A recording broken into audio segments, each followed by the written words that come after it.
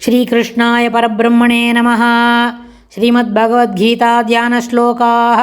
नमोऽस्तु ते व्यासविशालबुद्धे पुल्लारविन्दायतपत्रनेत्र येन त्वया भारततैलपूर्णः प्रज्वालितो ज्ञानमयप्रदीपः प्रपन्नपारिजाताय स्तोत्रवेत्रैकपाणये ज्ञानमुद्राय कृष्णाय गीतामृतदुहे नमः। सर्वोपनिषदो गावो दोक्ता गोपालनन्दनः पार्थो वत्सत्सुधीर्भोक्ता दुक्तं गीतामृतं महत्।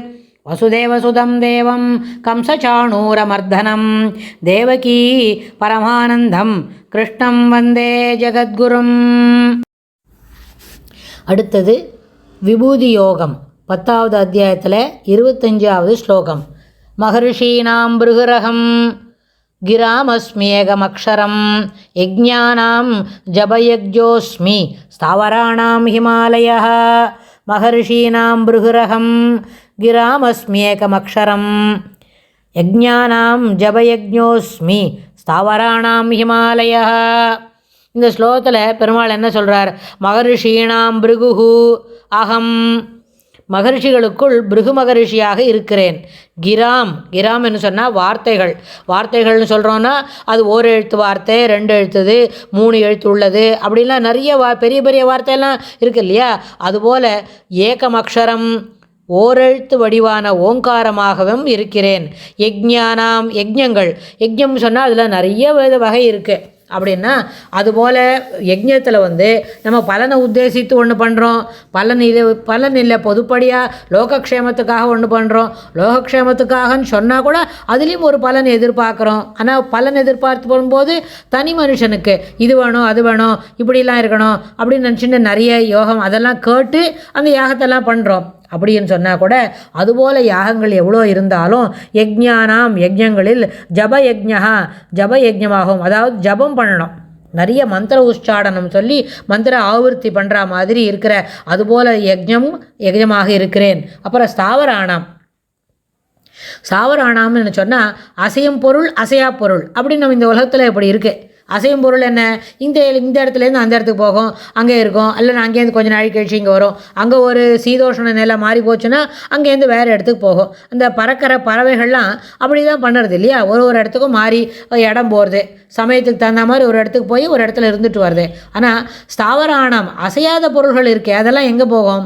ஒரு மரம் இருக்குது, நல்லா ஒரு இடத்துல ஊன்றி ஒரு 50 அடி ஒசரத்துக்கு பெருசாக வளர்ந்துருத்து 30 வருஷமாக ஒரு இடத்துல இருக்குது. அந்த சீதோஷண நிலை அதுக்கு இப்போ பிடிக்கல அப்படின்னா அதெல்லாம் போகுமா? போக முடியாது.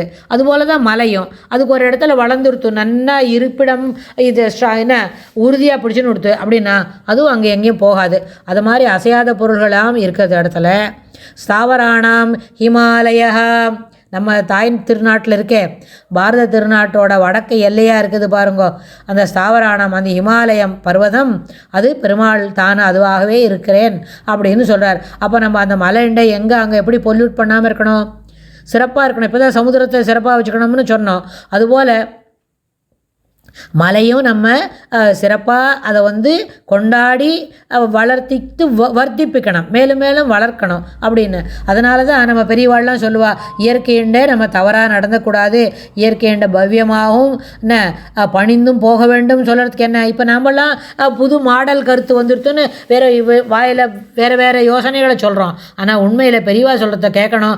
நம்ம சம்பிரதாயத்தில் என்னெல்லாம் பெரிய விஷயங்கள் சொல்லியிருக்கு. ஸ்தாவராணாம் ஹிமாலய சரசாமஸ்மி சாகரா அப்படின்னு சொன்னால் சமுத்திரம், மலை, ஏரி, நதி, நீர் எல்லாமே இன்னும் வரப்போகிற ஸ்லோகத்தில் சொல்ல போகிறார். இன்னும் என்னெல்லாம் தான் இருக்கேன் இயற்கையாக இருக்கிறேன் என்பதற்கு. அப்போ இந்த வார்த்தைகளை மனசில் வச்சுட்டா அந்த இடத்துலலாம் நம்ம ரொம்ப பவ்யமாகவும் சிறப்பாகவும் இருக்கணும் அப்படின்னு தாழ்மையாக கேட்டுக்கிறேன்.